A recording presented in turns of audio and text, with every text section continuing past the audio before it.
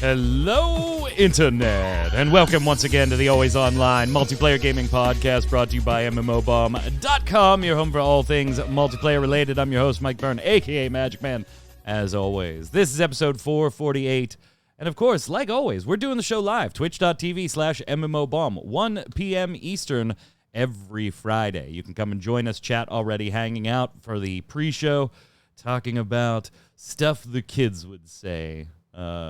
Before we started today. But we've got a lot of news to cover, so we kind of just got to get down to it. We've got Tokyo Game Show. We've got games coming and going again. We've got eye-rolling news. It's going to be jam-packed, so let's get started with Mr. Troy Blackburn. How you doing, Noob Fridge? Waking up as usual for one of these shows. It's noon my time, and I'm still trying to get woke up, so let's do this. It's noon. I'm waking up. How hard is your life? How hard is your life? Incredibly. It's so stressful to be me. Wake up at noon and stuff. It's so trying. Also on the line, not waking up at noon, Mr. Anthony Jones. What's up? Ant Jones writer. What's up? What's up? I mean, it's been a while. It's been like 5-6 weeks? Yeah, I mean, you were due last week on your normal schedule rotation, and we had to bump. We had to bump due to a scheduling thing you had on your side. No biggie. Yes. But today is going to be jam-packed. Like you said, there's a lot to talk about, and I'm glad to be here for it. There is absolutely a lot to talk about. I'm just going to kick the news bump and get started. Here we go.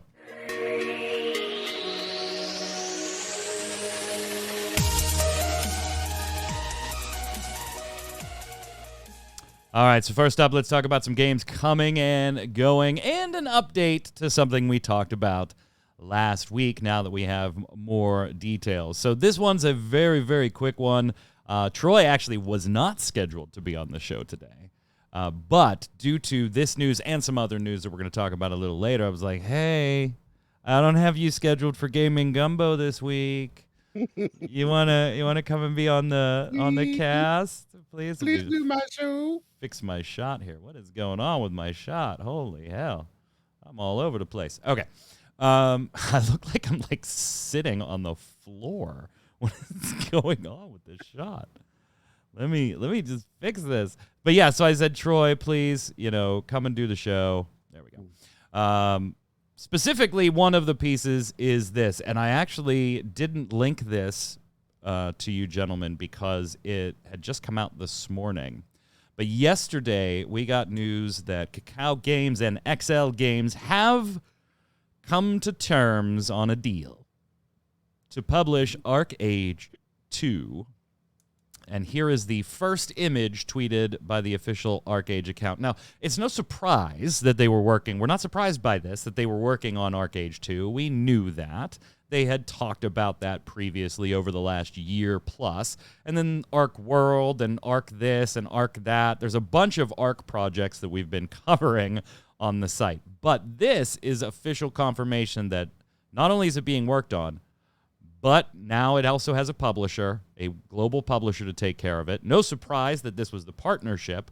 And it's probably not as far away as you might think. This is probably slated, based on what they had to say in the partnership announcement, that they are expecting to launch in 2024. So that's a little over a year from now, up to 2 years from now, roughly. So a little sooner than some might have expected. Now, Troy, I know you love the sandbox MMOs. We're going to talk about another one later. You really were excited back in the day when ArcheAge was looking to come west. It was something you wanted to dive into and check out. Obviously, a lot of disappointment, and you weren't certainly the only one. ArcheAge has its fans, but it's certainly burned a bunch of people, even fans, at launch here in the West, and has had some questionable decisions since then. Did you ever really get back into ArcheAge after that first sour taste, and are you looking forward to the sequel? No, they had that big sort of relaunch, come back to the game event. Was it earlier this year, late last year? And I got a little excited for that because I was like, it was the new publisher, wasn't it? And they were like, everybody come back to the game. Well, and, was that when they did Unchained, the non-free-to-play version? Maybe so. Maybe it was Unchained. I don't remember exactly what it was, but they had a big, come back to the game event. So I got super excited. I was like, okay, there gonna be things that are changed, and they're promising things will be different. And then I got back into the game, and no, everything was the same. The land grabs were the same. The labor system was the same mess that it is now. The cash shop was still a mess. Still things in there that shouldn't be in there, and prices that were outrageous. And it was just not anything like what they said it was going to be. They promised this typical MMO sandbox type experience, and that's not what they delivered at all. And they continue to not deliver it. Fresh start server after fresh start server after fresh start server. So yeah, Yep. I mean, I've been excited for it a couple of times at launch, and then when I went back to tried to go back to the game during whatever event it was that got me re excited for the game. But sticking to it, sticking with it, it shows its age now a little bit, and the animations and the characters. It's aged a little bit more than back in the day. It was still pretty okay, but it was a little aged even back at launch. I remember. Well, because it took so long to get here in the West. Yeah. And so I don't know. ArcheAge 2, it sounds interesting. The problem is going to be, are they just going to deliver ArcheAge with a shiny new coat of paint? Because if they do that and they've got all the same systems and all the same problems that they already have, it's not going to be any improvement whatsoever. They need a complete system overhaul and completely revamp and get rid of some things, like that stupid labor system needs to go. I'm sorry, it's got to go, especially in its exploitable form. And exploit, it may be a little bit too hard of a word, but if you're not, running a bunch of alts, you're not doing it right. And not everybody wants to play like that. Some of us just want to make a character and go into a world and exist in that world on our character, and not have to worry about running multiple alts to even have any sort of chance of being competitive with anybody else out there. Anthony, is this one for you? Were you ever an ArcheAge cat? And second part of that question that I'm going to throw to everybody here is, you've got the same developer. Now, they have said, hey, obviously we've learned a lot of lessons through ArcheAge, and we're going to implement a lot of those newfound lessons into ArcheAge too. But you've, at the end of the day, got the same developer. You've got the same publisher. I think that kind of screams, hey, don't expect anything vastly different, particularly on the monetization front, because if we haven't had incentive to change it in ArcheAge because of feedback, why would we change it going forward? So should people expect, well, maybe this won't have some of the quote-unquote pay-to-win elements that previous iterations of the game had? I don't know if you can take that leap. It's the same team that has been making the money. They didn't stop making the money enough to fix it in ArcheAge. Why would they do anything different on the money front in ArcheAge 2? What do you think? I think, well, for me, ArcheAge 2, I mean, it's like what Troy said. It's very interesting. This is a game that I remember when it first came over. I was, interested, but it's kind of like one of those MMOs that kind of falls into the camp where it has a specific player base. And if there's going to be a sequel to this, it needs to really nail those areas that it's really lacking in. And maybe part of that is the monetization front, but it's like you said, it's the same people. So why would you expect anything different? So really, it's going to really come down to how the game plays and really the roadmap for this game to make it more interesting for people outside of just this player base that it's had for over the years and continue to have. Yeah, and you would assume, Troy, it's got to stick to its more sandboxy style roots. I wouldn't call ArcheAge a true full sandbox. There are very theme park elements. Maybe theme box is the word for ArcheAge. Yeah, sandpark. But I wouldn't expect them to deviate too much from them. So is there a danger here of the sequel killing the original? Because it's not like these types of MMORPGs have just people clamoring outside, waiting for them, new audience. You're going to be dividing portions of the audience that has already messed around in ArcheAge. So I guess there's a little bit of a danger there, and you kill your own original game too. Yeah, there's always that risk when you run a sequel. Then you've got games like the EverQuest series where they're just running them all. Yeah, true. Just keep going. So, I mean, you never know, but I would imagine something like this, it just seems like If it's the same type of game, it's the same sand park sort of situation, I could see this eventually killing off the original for sure. It'll be interesting. As we get more information, obviously, we'll keep you posted. Head on over to mmobomb.com for more. We actually got a bunch of giveaways up. We put 2 or 3 up this week. We already gave away the Guild Wars one, but there is an ArcheAge giveaway up right now. You can just go claim a key on that one. There's a Lotro giveaway that you can enter to win the Fate of Gundabad. I think it's Gundabad. Expansion and a whole slew of other goodies in there. So head on over to the site, check it out.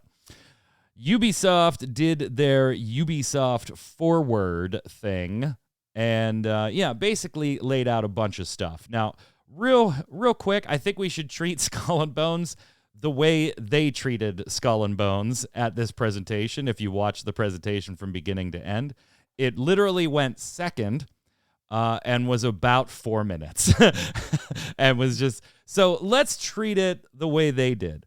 It's still a thing. It's still coming out. And if you want to see a video about ship customization, you can. That was basically what they showed, was some ship customization and talking about using different types of ammo depending on different types of results you want. Sink the boat, not sink the boat type deal. Honestly, the more times they mention this, but not really show anything with it, the more sick in my stomach I get about it, and the more of a feeling I get that this is really not going to be a good thing. They spent more time plugging, Anthony, the Ubisoft Skull and Bones Insider program than they did showing information on the damn game. And that was like their community, volunteers that are in testing phases and under NDA and stuff like that. And while I love seeing content creators given credit on a stage like that and a chance to be on the mic and say a few words and things like that, love that type of stuff. When you follow it up with, here's a trailer, let's spend 30 seconds talking about what was in the trailer and then off to the next game, it doesn't exactly inspire confidence for a title that's right around the corner. No, it really doesn't. It seems like to me that this is the black sheep of their kind of upcoming games in a sense. A lot of the attention's pointed towards the Division and their new, battle royale stuff, and Yep. all those things are kind of taking priority. Granted, I can understand it because Skull and Bones has a very interesting background. Just a bit. And it has to release, right? We all know that. It's contractually obligated to release. Yes, it definitely does. Has to release. But I want to give it a benefit of the doubt. I want to give it a try. I think it has some interesting things set up. It's just execution is probably the biggest factor, and no one really understands how it's going to all work until we actually play it. So I think that's where that game kind of sits, and I feel like they don't want to show too much because they're probably not even satisfied with it entirely. So, we heard rumors. We talked about it on this show of people that have worked and are working on the game saying like every system is pretty bare bones. Like it's not exactly what they wanted, and the whole story and single player ish element of it was just stripped out at one point. It was like, nope, we can't do it. I think the marketing, because it's pretty bare bones too, showing us anything. Yeah, the fact that you are even remotely ready to give this one a chance, Anthony, stuns me. Like, more power to you, brother. I am staying far away from this one until I see like week 2 and week 3 reviews, not just the day 1 reviews. But see, it's very rare for me to be interested in an Ubisoft game because honestly, the company itself is really downhill for me. Yeah, but I don't know. I like pirate things, so I'll give it a shot. I'd be surprised if anybody except like maybe an IGN gets early copies of this. You and I talked about that, I think, on a show and behind the scenes. We were like, I think it was Takal that said it in chat on the show we were talking about. They were like, nobody's getting press copies of that one early. Because I was like, I don't know if we're going to get a press copy or not. We don't control that. We're on lists, but we don't control. I got a feeling all the reviews that you would trust and listen to will probably be 1 to 2 weeks out from right. And then they did spend, to your point, Anthony, a ton of time on the Division. across a number of titles. First up was the Division 2, getting its new season 10, Price Power, which is released now, and I released a couple of days ago. And that's picking up right where the previous season left off. Season 11 is coming towards the end of the year. And then, in a very weird way, they started talking about how the Division Year 5 was also coming next year. And they really went out of their way to keep saying, hey, the Division 2 was fully supported and has our backing, and we're doing a lot of great things with it. And it was just okay, is that really a nice way of nothing to see here? We're totally not closing. Don't worry about it. It was just odd the way they worded things. But 2 new seasons this year, Year 5 coming out next year. And then the Division Resurgence was the mobile thing. They showed that off. And then the Division Heartland, the Battle Royale that takes place in the world, was shown off a little bit. And I do actually like couple of the things they teased a little bit in that particular trailer, showing off that it's a battle royale, but it is also the Division. And I've always been a mild fan of the Division, a Division hopper, if you will. Jump in, play it nonstop like gangbusters for a month, and then not play it for 6 months. That's me. And I kind of like some of the things they're mixing into the Battle Royale version, Heartland. And then Riders Republic is getting BMX. That content dropped 2 days ago. I was amazed it didn't already have that at launch. And that was one of the things I did say when we first looked at it on stream was, okay, they have biking, but they don't have BMX. That's a little weird. So it's now there too. All in all, I think Ubisoft Forward was not too bad. But it's not like they blew you away with any new announcements, Troy. Yeah, there was nothing super overwhelmingly exciting going on here at all. Nothing that we didn't at least, usually know of. You talked about, they mentioned some mobile stuff, and it wasn't all that interesting at all. You can tell that they really don't have a lot in the pipeline right now. As we've talked about before, man, you outside of Mario Rabbids and Skull and Bones, right? They just don't got a lot going on. Which was at the show, but obviously it's not a multiplayer game, so not bringing it up here, yeah. And then where they went from there, not on the multiplayer front, but I'll give you a chance to talk about it, Anthony. The rest of the show was Assassin's Creed. All of it. Assassin's Creed Mirage and Jade and Red, and we're finally getting a Shinobi Assassin's Creed. It's about damn time. Assassin's Creed Infinity, not a game per se, but a gateway to all the Assassin's Creeds, whatever that smoke up your rear end means. I have no idea. What did you think? Are you an AC fan, and are they going the right way with Mirage and some of the other projects? Oh man, I am a conflicted AC fan. Oh no! I think the last one I played was probably Black Flag or. Oh, that's Unity. why he wants to play Skull and Bones. Like I said, I'm really into pirate stuff. I think that whole setup is great.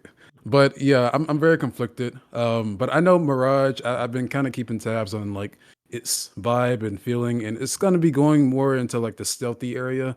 So I enjoy that because I think Assassin's Creed is trying a lot of different things. I think it's cool, but I think there needs to be that kind of flagship title that kind of returns to the roots that a lot of fans really love, and you can also continue the kind of RPG-ish kind of open world stuff if you want to with Valhalla and all that. But yeah, I think I like the projects that they have coming out. The Shinobi one sounds very compelling. I think that's a very interesting environment for the game. Everybody's wanted that Shinobi assassin power fantasy for years now, so it's nice to finally see them going in that direction. But headed back in time with Mirage, we're going to be going back about 20 years with Basim and headed to Baghdad and learning how you go from a thief to an assassin. So that'll be pretty cool. Yeah, it was. Chat's right. It was disappointing. the big marquee portion of their show was spoiled the day or two before, as expected for just about anything Ubisoft. It's just they trip on themselves. By the way, right now they're like trying to like pretend they don't care about NFTs anymore. I don't know if you guys saw that. Oh, they can pretend, but Yeah, they're like, well, if it suits players, maybe we'll go there. But like, you guys do know that we still remember Quartz, right? We do remember your Ubisoft Quartz. Stop trying to pretend like you don't actively want to go there still. Also coming up, headed to PC and Xbox platforms on October 11th is Eville. This is one you may have seen this covered on MMO Bomb periodically. They've been running a lot of beta tests and things like that. This is a social deduction game, so think like Among Us or Goose Goose Duck, those types of games. But this one has a couple things that have me a little intrigued. I kind of like social deduction games. I don't know how you guys feel about them. I do think they're a blast when you play with a bunch of friends. It's still fun when you play with random people, but it's not as fun. It's just not as fun. So getting a bunch of your friends together for these types of games, trying to figure out who's the murderer in this case, who is killing townsfolk in the town of Eville, is pretty awesome. But the kind of twist on this one, Anthony, is that it's not just, hey, here's a list of tasks similar to Among Us, right? And everybody's kind of doing the same types of things. Everybody's got their own job, like legitimate, this is that character's job. And during the day, they have to not only investigate and try to figure things out, but they have to do their job, and not just as this is our win con, but they actually get money and things like get paid for doing their job that can help them get upgrades and can help them either continue to kill people if they are the bad guys or track down everybody. And it all culminates in a trial, like a big trial at the end. So it's got a bit of an interesting flavor that I'm kind of intrigued. I want to take a look at. I understand these games aren't everybody's cup of tea, but I am a little bit interested in just the unique aspects of this that make it something other than just another social deduction game, which we are, to be honest, seeing way too many of right now. I mean, what can I say? Among Us is like it's a market seller at this point. Yeah. But I do like the twist, and I used to. In the article, I kind of mentioned Town of Salem, and I used to play that a lot back in the day. Good call. And it was just so much fun to have just different roles. And something about these games that like I really just wish would kind of get expanded upon is more of the elements of like what you do and improving the day and night cycle and kind of really going deep with that kind of specialization of the different roles you can get.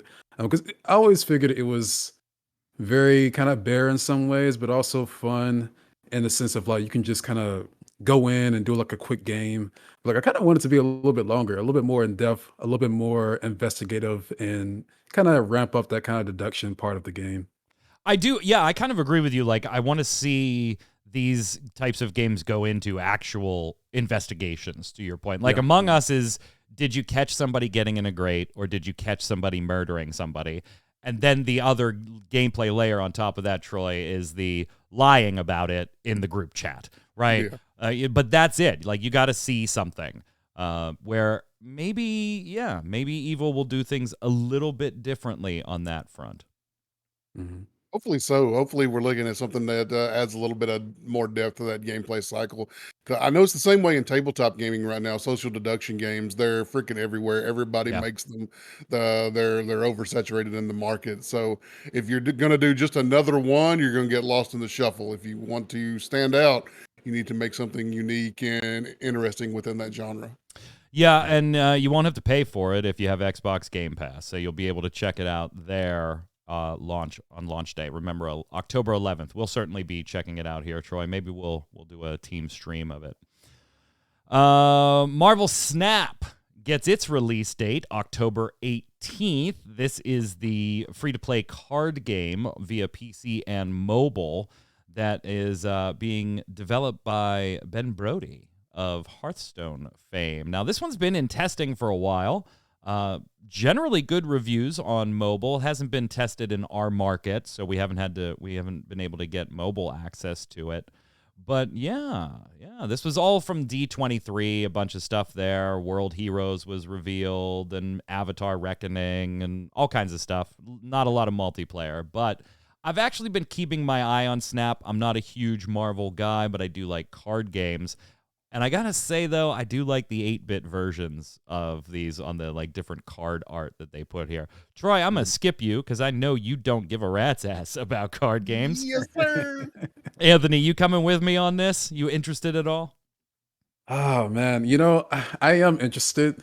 It's just a lot of these games are kind of in the vein of Hearthstone and Snap and stuff like that. Those are usually not my types of card games, though. I'm more into the kind of roguelike kind of card games. But I think I'll definitely try this out. I'm more I like, interested to see what Ben changes because he's been yeah, somewhat vocal over the years on things that he did not like Hearthstone became or Hearthstone became.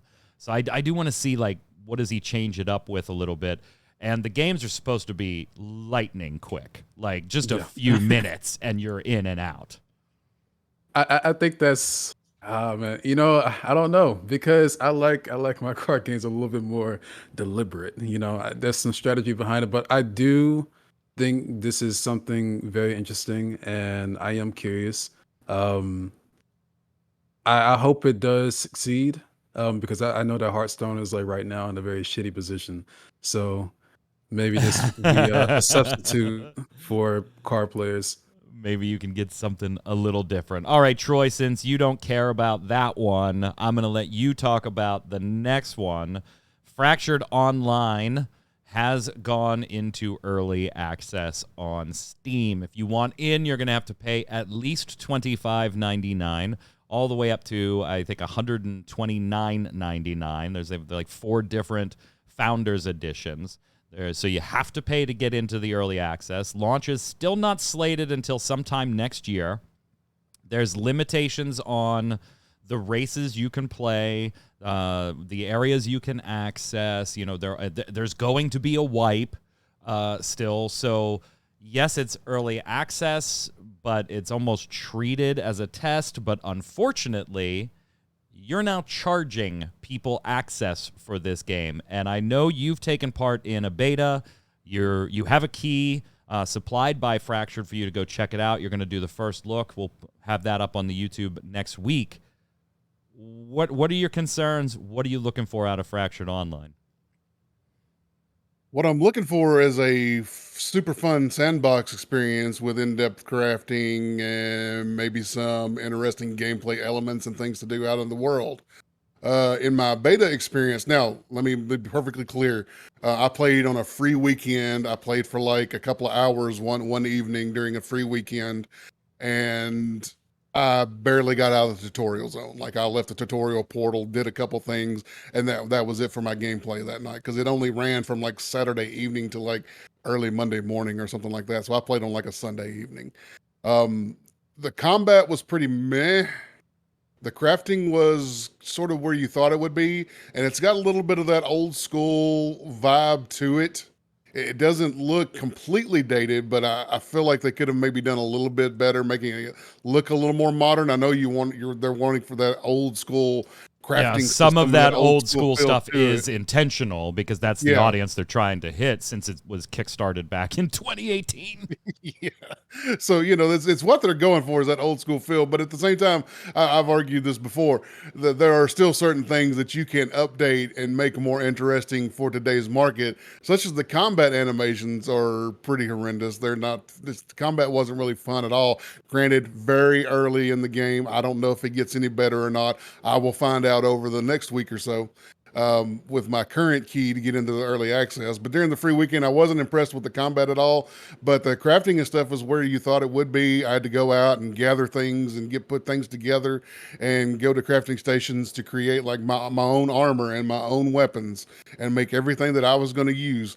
Now, as far as the MMO side of it, I haven't really got to see it. Like I said, I saw a couple of people running around during that free weekend, but I haven't really got out in the world at large to really try to experience sort of interacting with other people, stuff like that. So I can't speak on that right now. That's something we'll be looking forward to in the first look. It's getting pummeled review-wise right now. Like, it really is. On Steam, it is a mostly negative. At the time when I wrote the article yesterday, there was like 17 reviews, and they were mostly negative. It is now up to 141 and still bears mostly negative as the Steam category. Now, here's the thing, though. Like, I am all for you want to give people early access, Anthony, and get people in there, see what they like, see what they don't. And they've been running different founders stuff and beta tests and free weekends and stuff like that to do exactly that. And, you know, there may be people of the team or people that are fans saying, you know, this really isn't fair that it's getting crushed with the review. You're charging for the product now. I mean, I'm sorry. When you put that price tag up, baby, all bets are off. If you're going to come into the comments, which the devs are, they are going into this to their credit or demise, I don't know, to take it for what you will.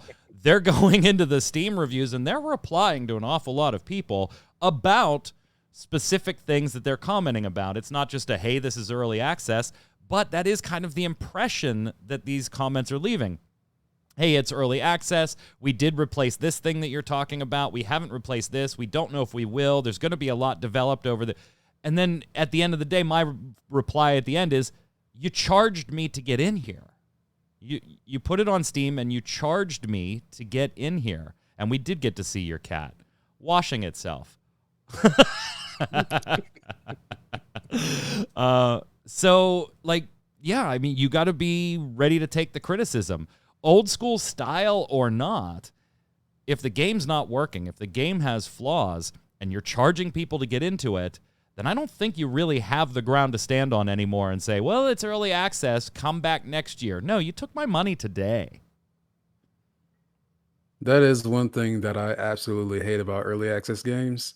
It is like a excuse for developers, and also when they put a price tag on it, even more like it's even worse as it shouldn't be. And honestly, in my eyes, it's like if you do an early access that has a price tag on it, you know, this is unrelated, but like it could be something like Larian Studios Divinity 2, like where you have a whole lot of stuff to do, it's polished, and then the next part of the game is kind of hidden. Like I wish that approach would be taken with these type of games in early access. And I do think that them responding is good, but you know, it's also not helping the situation at the moment. Right. So it's rough. It's a rough place to be in as a developer. But yeah, you know, you press the go button. This is what you wanted to do. You knew how it's going to be. Yep. So let me be a little clear here too. Like if you sell a founders pack, and as part of that founders pack, you tell me I'm going to get alpha access, beta access, and maybe a head start or early access or whatever when the launch time comes. I'm not going to slam the crap out of your game on MMO Bomb because I took part in a beta and it's a mess. Like I understand that I am opting to buy into a founders pack that includes access at an alpha or beta state. Like, I understand that when I buy that. When you slap early access onto a game and you launch it on Steam, you are banking on somebody reading all of that stuff to parse out that, oh, is this something I really want to buy yet? Because there's only 2 of the X races they plan to put in there. There's limited content. Like, all these things you would expect in an alpha or beta, Troy, are actually rolling over into the early access. I don't know. You know, there's also the fear, like how many games have we seen like die a death during early access? Yeah. Because that's as much as it's not a launch, it is.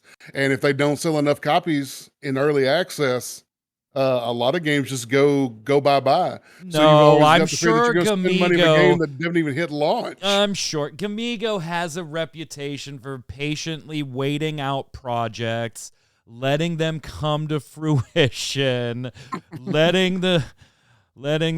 Oh man, they might be screwed. Such a great reputation that publisher They has. might be screwed. They might be screwed.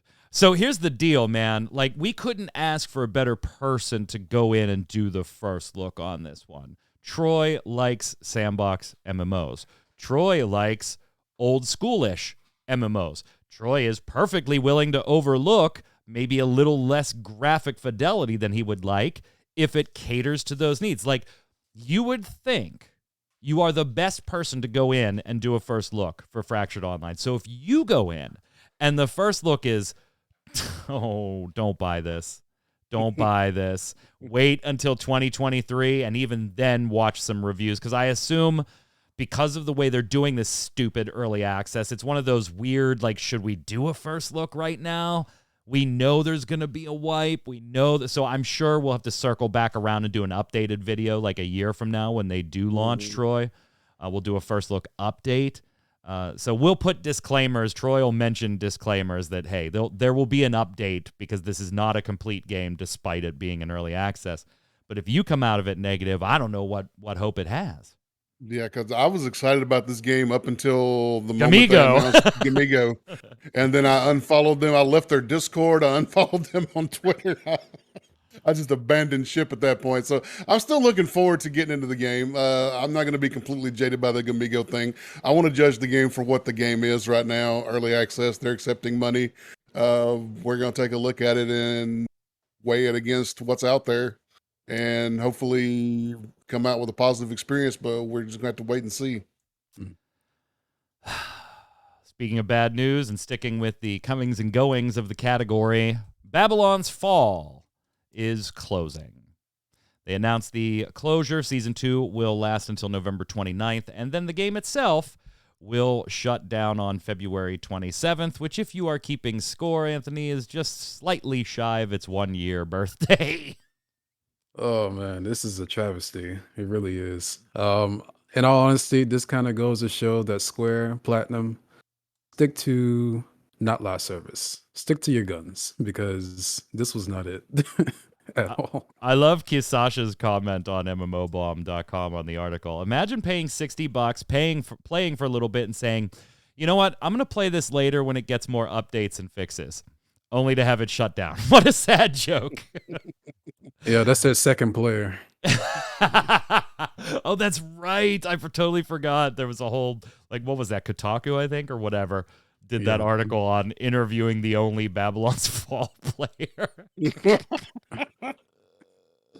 Oh, man. Yeah, I don't think anybody is surprised there, right? Like, nobody is surprised that this game closed. I did the first look, and I'm a Squeenix fanboy, and even I was just like, guys, don't.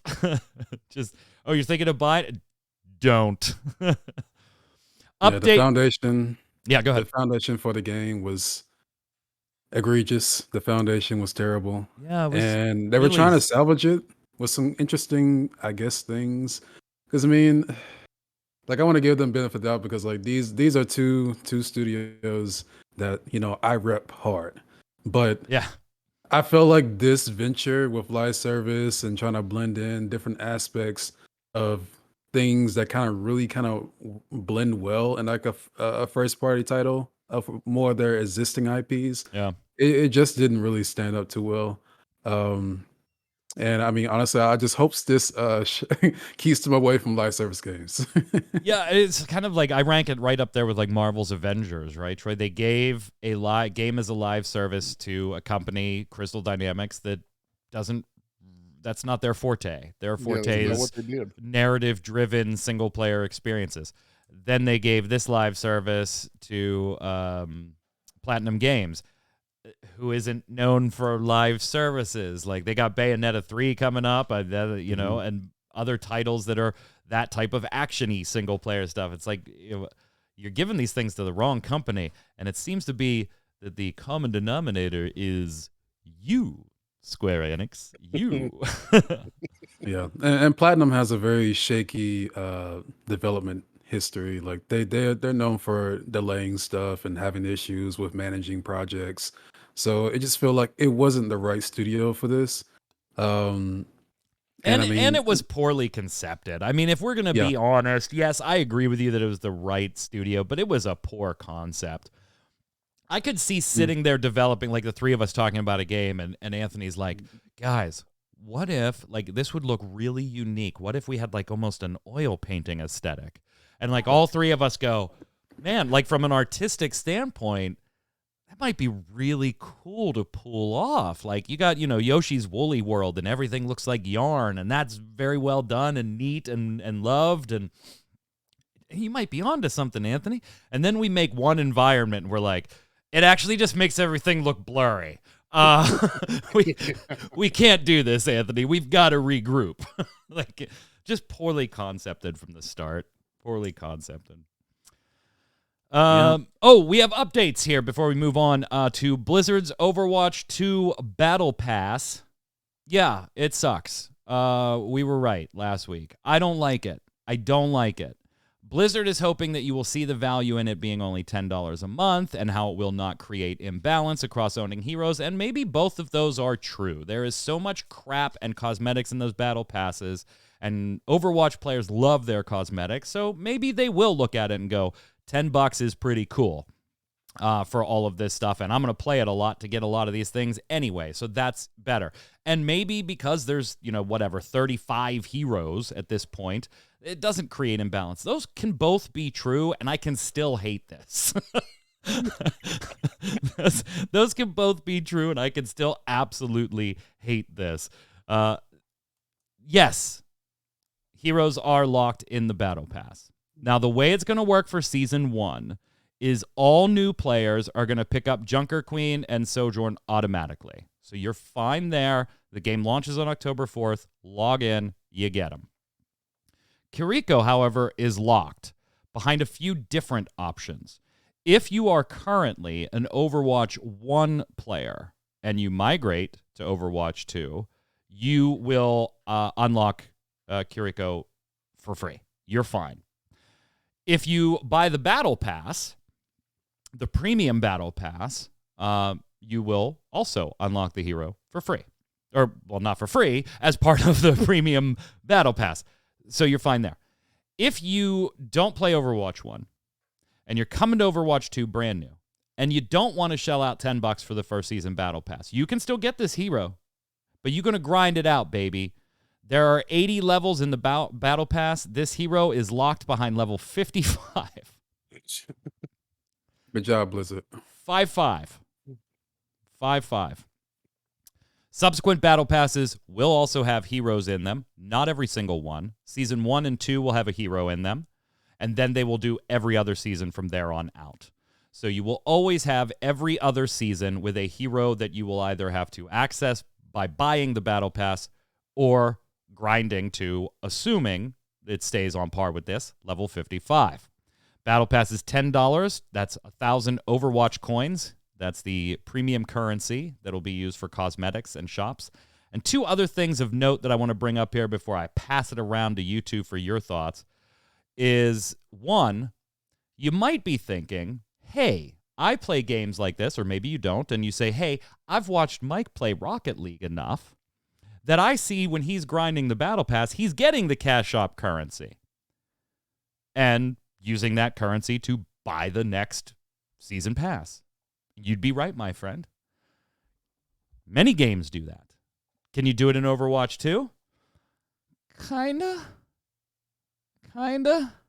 If you grind your weeklies and your dailies and the battle pass and everything to the maximum that they let you achieve per day or per week, because there are limitations on that farming, you can gain a little more than half of the coins needed to buy the subsequent battle pass. So you could grind for 2 seasons to buy the next one, but you can't do 1 for 1 unless you're going to shell out some money to get some extra coins. Yeah. The other piece of this, the second piece I want to mention is the way the cash shop is going to work is pretty much what you would expect. Featured items, rotating cosmetics, and things like that. But hey, cool, there's a just for you option, Troy. The just for you option. How does that work? It is a curated list of items recommended for you based on your previous play style and your previous purchases. So that just for you section is a curated ad spot for in-game items that they think you are more likely to buy. So, yay. Well, guess what? My just for you section is going to be completely blank because I'm avoiding this game. I'm avoiding these battle passes. I'm avoiding this overly convoluted system of getting new heroes completely. Blizzard is out of their freaking minds. I don't know why they're deciding to go this route. Why are we complicating something that could be so simple? Why are we making it so difficult to get our hands on stuff that we want? Having to grind through all the stuff that we maybe do, but probably don't want a lot of it or don't care about a lot of it. We're just getting it because it's there. How many sprays and avatars and stickers and other BS do I have to grind through to get the hero that I'm looking for? A bunch of it. So guess what? Daddy's not gonna do it. Anthony, you hopping on the grind? You getting on that grind train? Oh no, I'm definitely not. I'm definitely not. I'm definitely not. And I am the same sentiment. Like, why does it have to be complicated? Why, Blizzard, after so many years, you don't let people wait, and then you do the good thing. You give 2 heroes free. Good job, good job.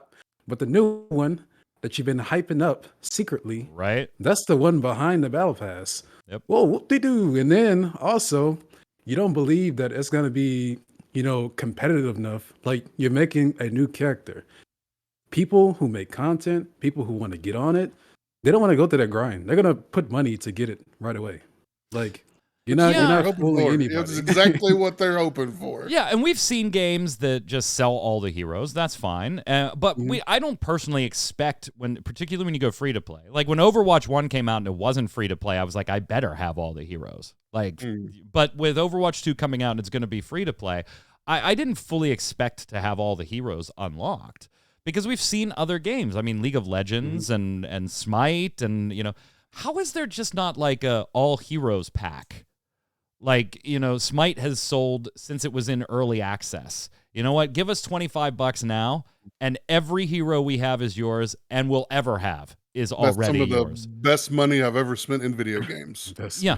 Or the rotations that you see like League of Legends and other games do, where it's just like, hey, you know what? Here's the free heroes for this week. If you want to buy them, they're on sale this week as well. If you don't, that's cool. Play whoever you want. We'll cycle these guys in. No grind necessary. Like, there are so many alternate paths they could have taken here. And yeah, it's cool that if you played Overwatch 1, you don't have to worry about this until Season 2. You do have to worry about it in Season 2.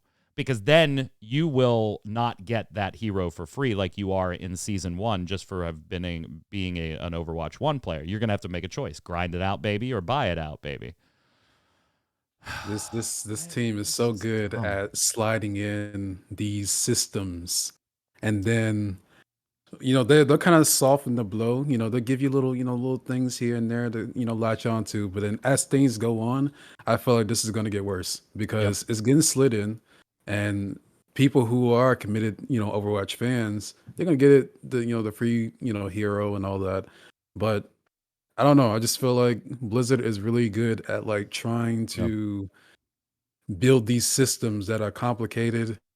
They don't need to be, and they're very sneaky. You remember when Blizzard used to be good at making video games? Yeah, I do. Yeah, and they went out of their way to like say this isn't going to break balance, by the way, because in the math that they've run, most players play 2 or less heroes, and if you look at most players, 99.9% of their matches can be comprised out of a 12 hero panel, And hey, there's 34, 35. So if you have 34 out of 35, is that going to make things imbalanced? No, because the math shows that you're using 12 or less heroes to comprise 99.9% of your matches anyway. Yeah, okay. That may be the case, but metas shift. And my 12 heroes for this 6-month block might not be the same 12 heroes for the next 6-month block. That's a piece they did not go into when they were explaining all of this math. Now, yeah, anyway, there you go. Yeah. I mean, it's very counterintuitive because you're making a new hero you don't think is going to be compelling for this block of time. Like, of course it's going to be compelling. Like, it's going to have all the very nice abilities that are going to be helpful for a lot of different metas, I would say. So I mean, why would you put on a battle pass if it isn't? All right, gents, let's talk a little bit about. Oh my God, what a long show. Bear with us, chat. Tokyo Game Show 2022. A few things. We've got just search for Tokyo Game Show 2022 on the site. You'll get all the different things. PalWorld showed off its latest trailer. So yeah, if you want to go shoot some Pokemans and force them into labor so that they can make things for you, they released their trailer showing a little more of the actual gunplay this time, and confirmed that it's not just a PC title anymore. It's also coming to the Xbox One and Series S and X when it does eventually release. So, yay. Yay. Good. Freaking Pokemon with bazookas, man, from what I saw. Yeah. Every time we talk about it on the show, we're like, how have they not been sued yet? Like, how have they not been Some of these, Anthony, look so... at them to catch them. Yeah, well, there's a bazooka that shoots out a bunch of these balls, and you can catch everything in front of you, not just one. Like how some of them look like almost like they look like Kmart versions of Pokemon.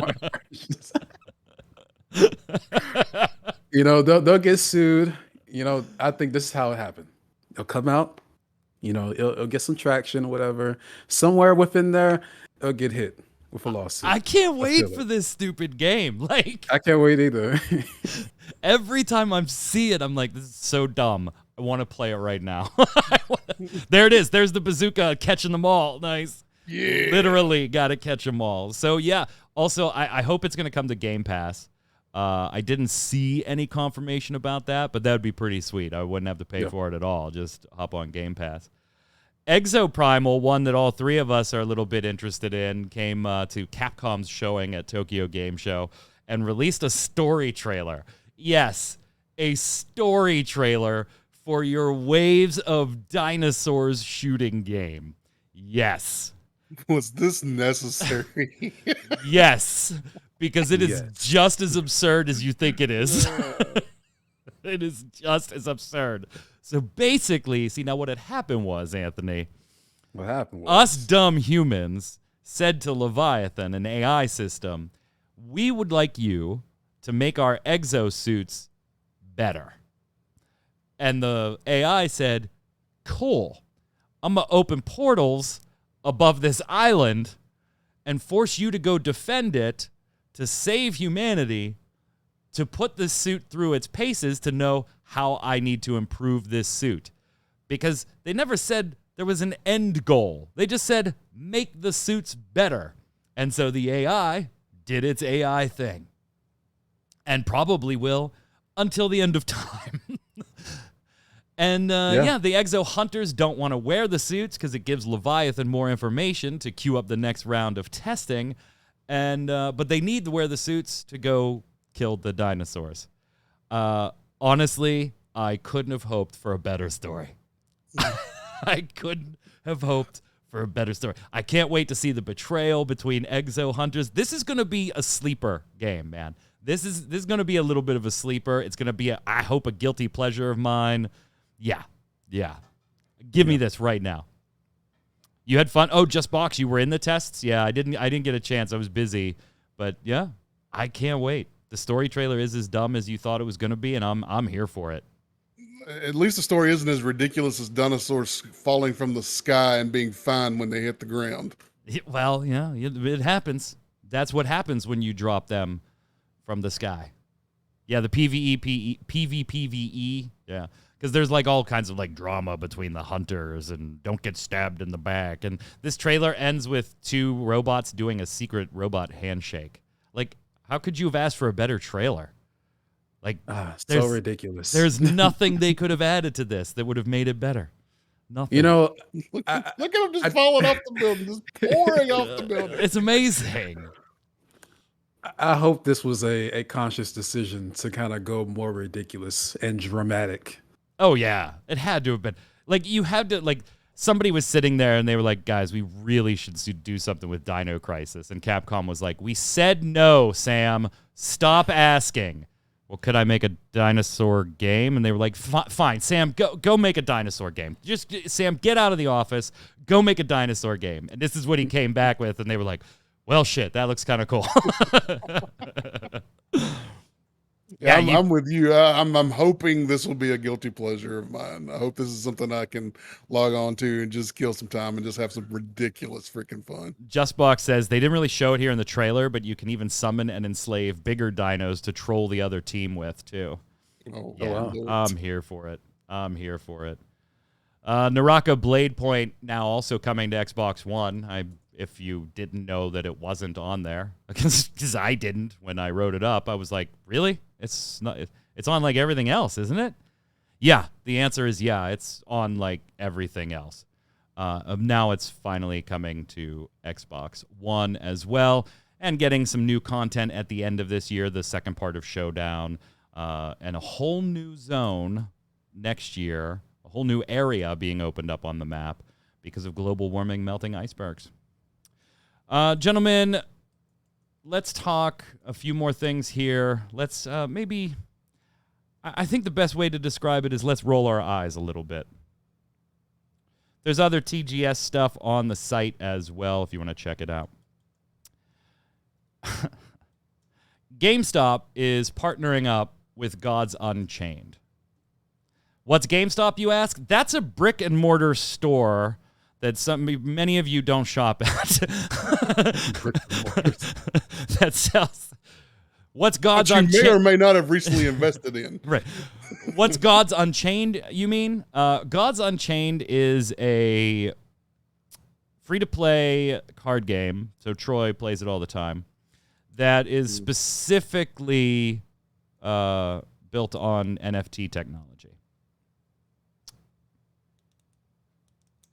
GameStop partnering up with them. If you're a GameStop Pro reward member, sometime on September 27th or thereabouts, maybe a day or two later, depending on email, you'll get an email that'll entitle you to a free pack of cards in Gods Unchained.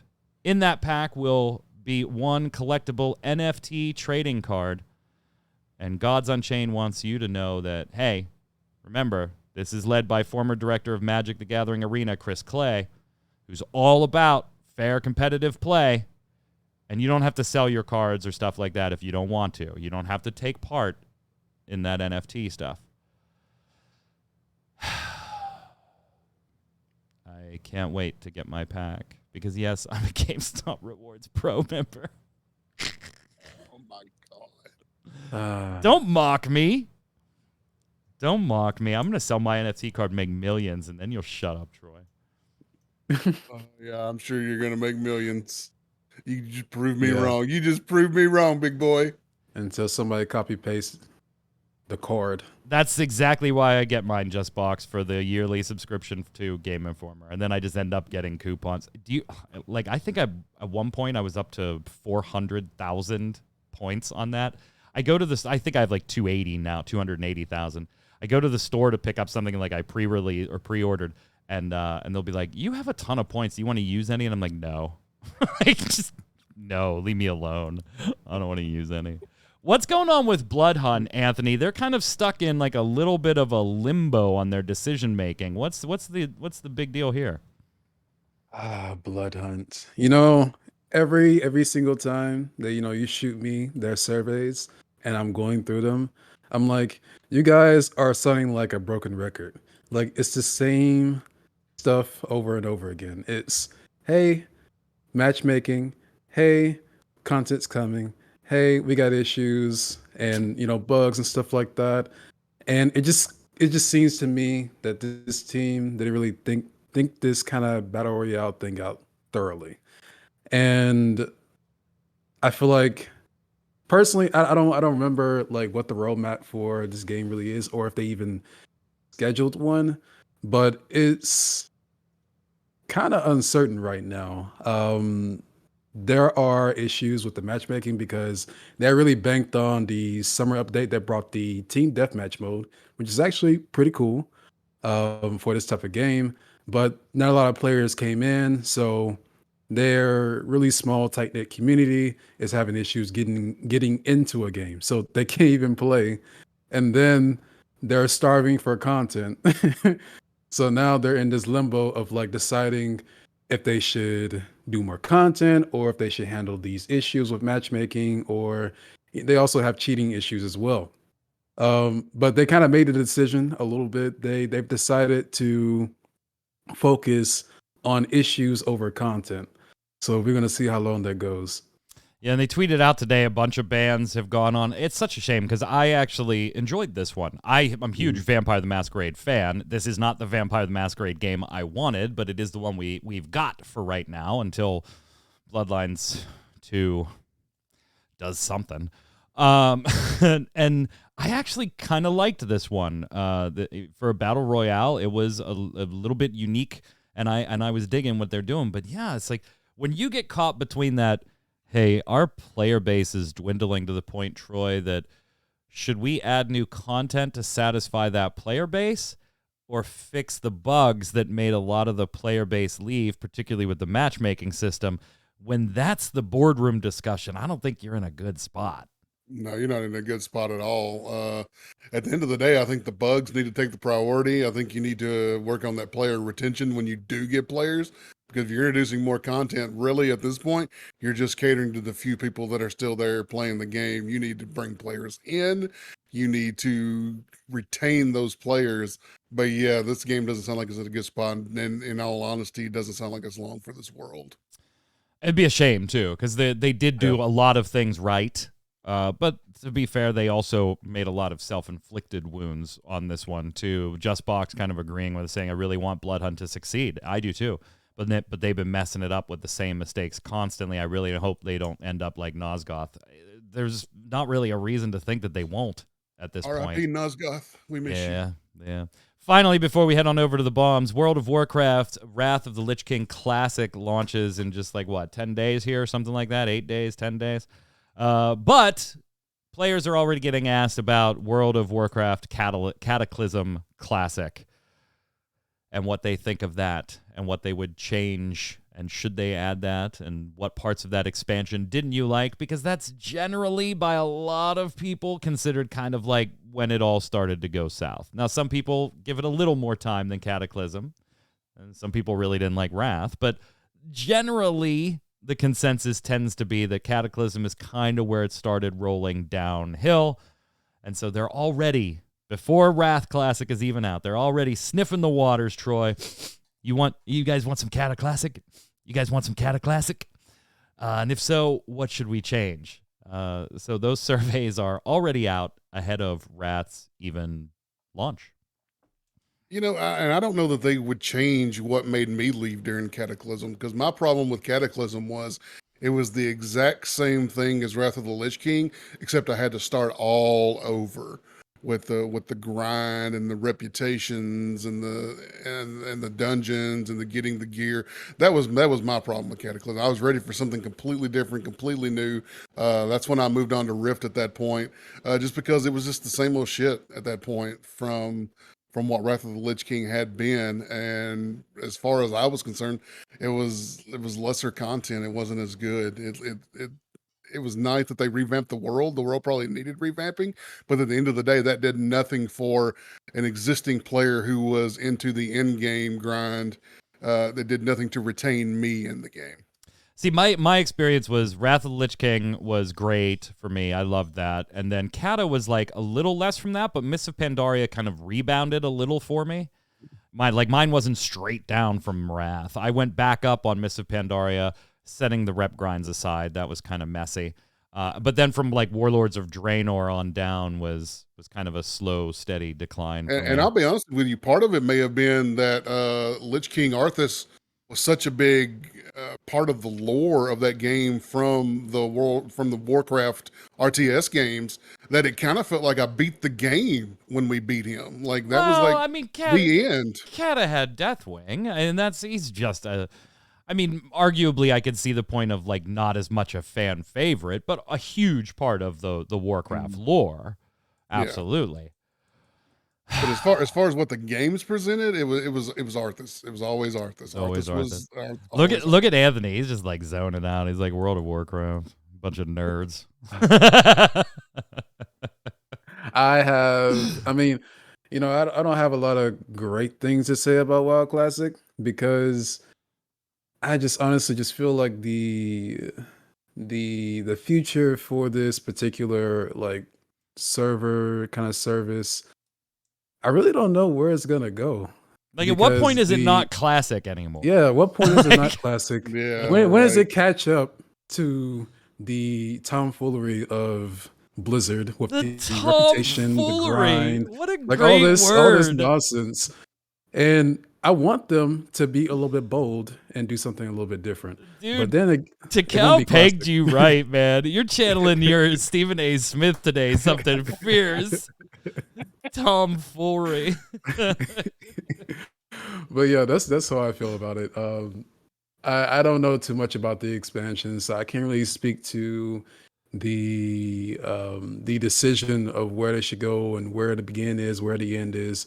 But I do feel for the future for this project and how it should be handled, it needs to kind of have an idea of where it's going to go and what's going to differ and how it's going to maintain its classic status. Classic. All right, let us know what you think of all the topics we've discussed today. We're going to slide over now and do the weekly bombs.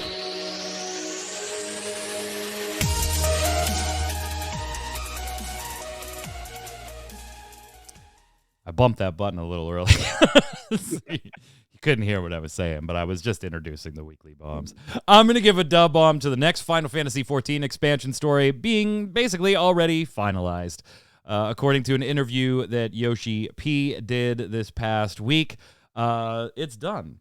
Now, that doesn't mean like all the dialogue and all that stuff is written, but as far as the main story beats, the side story beats, the way they intend to go with it, that is finalized as reported on the From Eorzea with Love radio show that Yoshi P appeared on. So, da-bum. I can't wait. Go ahead, Troy. Da-bum to finally be able to decide whether I'm all in or all out on Fractured Online. Looking forward to get into the early access. I either want to be super excited for this game, let's move forward with it, or I just want to be done with it. I'm going to try to make that decision by the time the first look is finished. By the end of the first look, you'll know where I stand on that. Can't wait to see it. What do you got, Anthony? The bomb to all of these showcases from the developers or, their panels, specifically the really good ones. Specifically the good ones. We're not going to talk about the bad ones. They don't deserve to be talked about. You said specifically the good ones. But I really enjoyed the way that these showcases have been put together. The Sony State of Play was probably my favorite. Very quick, to the point, and I think it's a good vibe going. From the viewers, we've got Lord Future saying, as a regular, or maybe that meant red, red-green. Yeah, red-green colorblind person. You would be surprised at how few people consider it in design. Talking about our Hearthstone chat last week. My own department uses ArcheAge red, amber, green traffic lights in the development documents to decide high, medium, and low priority bugs. Every time I have to tell them to redo the documents, as ArcheAge all look the same to me, and I can't tell which bug is a high priority. I believe software companies look at accessibility options as a high cost, low return on investment issue. Think of many games are released every month and how few have a colorblind mode or voice control for people with very bad carpal tunnel. Yeah, and so there's like, we talked to, I'm a software engineer and I do scorecarding software. So colored lines and graphs and like all that type of stuff. So I always like have to be, and I do, you're right. Like when I sit in projects, I do think about the number of times that somebody's been like, this is the way we want to do it. And I have to be the one saying, what about your colorblind users? Yeah. And it's expensive. It can be expensive. Yes. Yeah. I don't know. But it's the Hearthstone one just amazes me. Like the community made the answer. They modded this. Take it. It's like put it in. Like you don't. It's there. It's easy. Just go. Takal saying DeBomb to a YouTube creator going on rants about their vids getting blocked when their whole channel is based on copyrighted material. I say DeBomb because their tears hydrate my shriveled heart. And Old Glory saying A-bomb to Twitch for banning Zepla HQ for impersonating herself. And after 1 hour, the unban lost 100,000 followers. Honestly, I didn't even know that. I don't watch a lot of Zepla, so I totally missed that. I'll have to look that up after the show. No, I don't have anything against her. It's just not my preferred flavor of Final Fantasy content. That's all. God bless her and all of her followers. Go ahead, Troy. Take the next one. Box giving an A-bomb to the Temtem devs. It's bad enough you add in a battle pass into a paid nearly full price game. Then you also have the gall to add in a deluxe pack for $20. That's literally just 2 outfits and 2 emotes. Frankly, embarrassing. Got to make that money. Go ahead, Ant. Kevin Sharp is giving a bomb to the IRS, tax laws and debt cancellation. So the interest I never paid becomes income, and now I owe you $4K from 2 years ago. A bomb to IRS, a bomb. Okay, I feel you. Let's word that very carefully. This was just an A-bomb metaphorically to the IRS. Yes, It's like not a metaphorical. Old Glory throwing another one in here. Dub bomb for me listening Kira TV's reaction to Mike's interview, which was 2 hours long. Yeah, I listened to that too, and I actually talked to Kira afterwards. I was like, yeah, look, this was the only way we were getting him to answer any questions without hanging up. Because there were times during that interview where I just wanted to be like, oh, God. But then I know I have 30 other questions where I want him to talk about like allegations of grooming on their Discord of minors, and I'm like, if I jump on this, he's leaving. Like he's out of here. Like he's leaving. So yeah, Kira did do good. And Kira said the same thing at the end. He was like, you know what? I'm glad this video exists. This was probably the only way you can ask these questions without him leaving the interview. And that was before I had talked to Kira. So yeah, thumbs up to Kira's stuff too. Chirac says, A-bomb for increasing AAA games to $70 while still having cash shops. It only encourages me to wait for 50% off sale a year later. Dub-bomb for Sins of a Solar Empire 2 announcement, right? With Homeworld 3 coming next year, now I only need Sword of the Stars to be announced to fulfill my 4X strategy checklist. I was very, very pumped about that too. Oh, by the way, Konami and their Tokyo Game Show thing said, they were pumping up big announcement on an old franchise. You know what it was? It was Suikoden 1 and 2. They're getting an HD remaster, which is fantastic. I'm all about it. Yeah. But when you've had this much like Silent Hill, Metal Gear, like don't be teasing that you're going to make a big announcement about a much-loved franchise and then have it be Suikoden, even though I'm a fan. Just Box says, DeBomb for both the judgments coming to PC thanks to a literal dinosaur kicking the bucket at a talent agency. Yes, as silly as that is, it's literally what happened. Go ahead, Troy. And of course, I get the hiccups right now. KTF View, Noob Fridge is a pro-monopoly corporation type person, it seems. Yeah, in response to you and the whole Microsoft, Activision, Sony being a baby about it thing. Sony being a baby. Sony's very happy. England is, in fact, moving forward with a more advanced investigation into that. Sony welcomes it. Xbox saying, this is dumb. Yeah, God forbid a company do what they want to with a property that they own outright. As far as being a pro monopoly corporation, PlayStation is probably the king of exclusives and doing Yeah. what they want to with their own properties. So now that they're crying about that is far from a monopoly. You need to look up what the definition of an actual monopoly in this country is, because that's not it. One little IP, them doing what they want to with it, and also honoring the contract that's already in place, and then promising an extension, at least in a handshake deal. Beyond that is it's far from a monopoly. PlayStation bitching about Call of Duty maybe potentially not being on the Xbox and what an imbalance or on the PlayStation and what an imbalance that would cause. And then during the Call of Duty showcase yesterday, unveils PlayStation has first crack at the beta PlayStation players, and there's like exclusive shit for PlayStation players. And I'm like, come on. Yeah. Such hypocrites. Go ahead, Anthony. Was it Trenchard? Yeah. Okay, is giving a bomb to MMO bomb, locking me out for failed password attempts. Guess I'll give it a rest for now. No death threats or bad mojo towards the webmasters. Come tomorrow, my shiz ain't fixed. ... I actually just put that there to be funny, Trenchard. I did reply to Trenchard and said, hey, if you didn't see it, and hopefully you're listening to this, just hit us up at contact@mmobomb.com. We'll get you taken care of. Question of the week last week. What do you think of the leaked Overwatch 2 Battle Pass / hero locking thing, which now is confirmed? Would it be different for you if Overwatch 1 hadn't been buy to play and all the heroes were available? The Pie Maker says, question of the week, locking heroes behind the Battle Pass for Overwatch 2 is pretty annoying, since swapping heroes has always been an integral piece of Overwatch's identity. Could also potentially have some negative effects on matchmaking, since the Overwatch team tends to release its heroes in an overtuned state. Yeah, and by the way, let's not forget, this is switching from 6v6 to 5v5, which already upsets the balancing that they've been used to in years prior. So we'll see how it all piles up. Go ahead, Troy.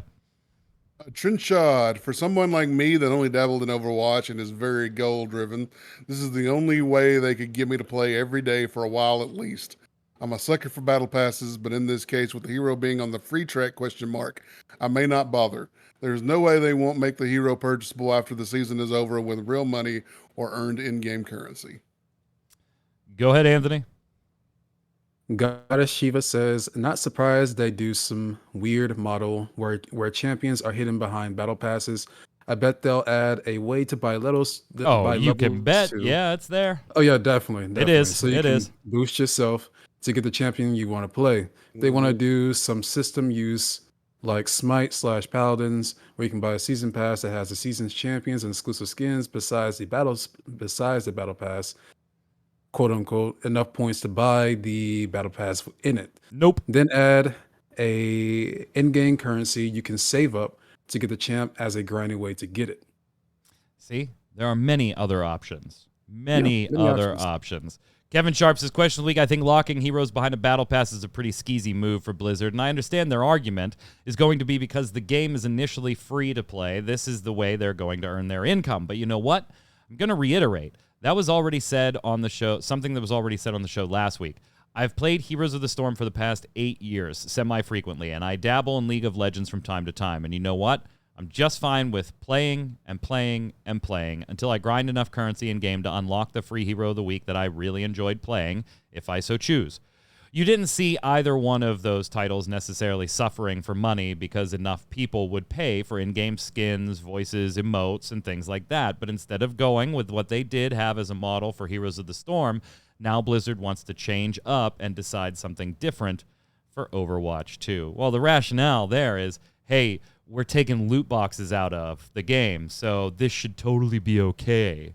This should totally be okay. Yeah, here's the next shit mechanic for you. Right. Go ahead, Troy. Where am I at? Shrek. I don't like battle passes or seasons that lack essential content like characters or items with cosmetics as stepping stones. I don't mind grinding through content to unlock new characters or chase items, but I don't want to climb the mountain to end up with a trash bag of skins I'm too lazy to use without a randomized button. In the end, it will end up on Game Pass with everything unlocked anyways once the Blizzard acquisition goes through, which makes the grind pointless. Yeah. Question of the week this week, what do you want from ArcheAge 2, if anything? Well, besides obviously not having the launch and land issues that ArcheAge once had and sometimes still has. Let's set those aside. What do you want from ArcheAge 2 in an MMORPG, or are you totally just not interested, and why? Let us know in the comments below. Don't forget your weekly bombs while you're there. Da bomb for something good, A bomb for something bad in the world of gaming. And, of course, we'll be back next week with another episode of the Always Online podcast. Until then, Anthony, where can everybody find you? You can find me on Twitter at AntJonesWriter. I liking stuff, retweeting stuff. Sometimes I make comments about things. So check me out there. Troy. Twitter, Noob Fridge, find me. Do the thing. Do the thing. I'm Mike Byrne. Follow me. I didn't have the slide up right there, magicman1. But more importantly, follow at MMOBomb. And you'll get a tweet every time we go live with a podcast, giveaway, article, first look video, and more. Stay safe. We'll see you on the servers.